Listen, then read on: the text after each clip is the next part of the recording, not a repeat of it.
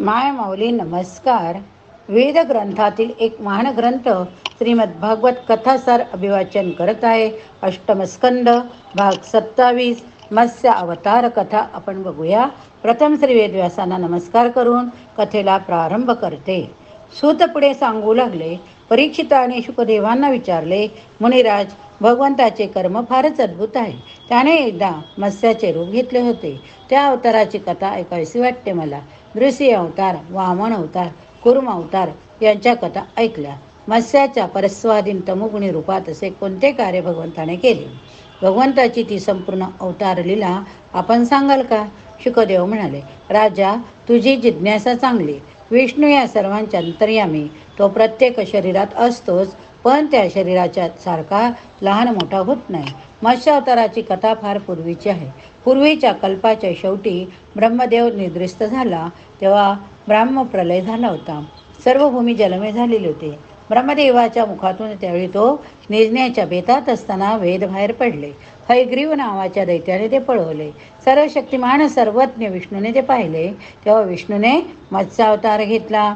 पण थांब, तुला मी सर्व गोष्ट नीट सांगतोय. पूर्वी सत्यव्रत नावाचा एक राजश्री केवळ जलपान करून तप करीत होता. कृतमाला नदीत तो तर्पण करीत होता. ओंजळीत नदीतले पाणी त्याने घेतले. त्या पाण्यात एक छोटासा मासा आला. त्या मासोळीला परत पाण्यात सोडून दिले. तेव्हा पटकन तो मासा सत्यव्रताला म्हणाला, महाराज, आपण जलाचरांना आमच्याच जातीपासून भय वाटते. मोठे माणसे आम्हाला गिळून टाकतात. आता मला नदीत पुन्हा का सोडता? मला कुणीतरी मोठा मासा खाऊन टाकेल. सत्यव्रताला दया आली. त्याने त्या माशाला आपल्या जवळच्या एका भांड्यात घेतले व तो आश्रमात गेला. आश्रमात गेल्यावर रात्रीत झोपला. सकाळी उठून पाहतो तो मासा पात्रात मावेनासा झाला. त्याने मासा त्या पात्रातून रांजणात ठेवला, पण तेथे तर घटका 2 घटकातच 2-3 हात लांबी वाढली. मासा म्हणाला, राजा, मला या रांजणात पुरत नाही. मला जास्त मोठा जलाशय पहा. सत्यव्रताने रांजण उचलला, त्या सरोवराच्या काठी नेला. आतल्या पाण्यासकट मासा सरोवरात सोडून दिला. तेथेही मासा मोठा झाला. तेव्हा शेवटी नदी मार्गाने त्याला सत्यव्रताने समुद्रात सोडले. मासा म्हणाला, राजा, समुद्रातले मोठे मासे सुसरी मला खातील. मला समुद्रात सोडू नको. सत्यव्रताला आश्चर्य वाटले. तो म्हणाला, मत्स्य रूप धारण करणारा तू कोण रे? कोणी मासा एवढा भराभर वाढत नाही. मला वाटते आम्हा भक्तांवर कृपा करणारा भगवान श्रीहरी तू. देवा, मला आपल्या मत्स्य रूप घेण्याचा हेतू सांगावा. भक्ताची प्रार्थना ऐकून भगवान ऐकतो. आपले दर्शन किती अद्भुत आहे. मासा सत्यव्रताला म्हणाला, राजा, आजपासून 7व्या दिवशी भूलोक, भुवरलोक, स्वर्गलोक पाण्यात बुडेल. प्रलय होईल. माझ्या प्रेरणेने त्यावेळी तुझ्याजवळच एक नौका येईल. तू नौकेत सर्व धान्याची बीजे ठेव. सर्व प्राण्यांची सूक्ष्म शरीरे घे. सप्तर्षींना बरोबर घे. त्या नौकेत चढ. सर्वत्र अंधार होईल. प्रलय काळाचा महासागर सगळीकडे पसरेल. ही भूमी पाण्यात जाईल. तेव्हा मी याच रूपाने तुझ्याजवळ येईन. तुझी नौका तू माझ्या डोक्यावर एक शिंग असेल त्याला बांध. जोपर्यंत ब्रह्मदेवाची रात्र असेल तोपर्यंत मी सप्तर्षींना, तुला व सर्व प्राण्यांना नौकेत घेऊन सागरात सुरक्षितपणे विहार करीन. तू मला यावेळी जिज्ञासेने प्रश्न कर. मी तुला ब्रह्मज्ञान देईन. आता मी या समुद्रात जातो. तू माझी आठवण ठेव. सांगितले ते विसरू नको. समय योग्य आला की मी नौका आणीन. मागोमाग स्वतः येईन. मासा तत्काळ समुद्रात दूर खोलवर गेला. दिशेनासा झाला. तीरावर सत्यव्रत पाहत राहिला. एकटा समोर निळा सागर. मासा अदृश्य. वर आकाश. मागे विशाल भूमी. पूर्ण शांततेचा भंग फक्त लाटाच करीत होता. सत्यव्रताने 7 दिवस वाट पाहिली. 7व्या दिवशी सागराने मर्यादा ओलांडली. प्रचंड वादळे झाली. मेघांनी आकाश भरले. पावसाने सर्वत्र जलमय झालेली भूमी पाण्यात जाऊ लागली. धान्य, वनस्पती, प्राणी, सूक्ष्म शरीरातील सर्व जीव, कोटीच्या जोड्या, ऋषी यांना सत्यव्रताने एकत्र केले. सप्तर्षींना तो म्हणाला, ऋषींनो, तुम्ही भगवंताचे ध्यान करा. त्याची आपण प्रार्थना करू. तोच आपल्याला या संकटातून पार करील. ऋषी प्रार्थना करू लागले. ती पहा. एक मोठी दिव्य नौका प्रचंड लाटांवर हिरकावे खात येत आहे.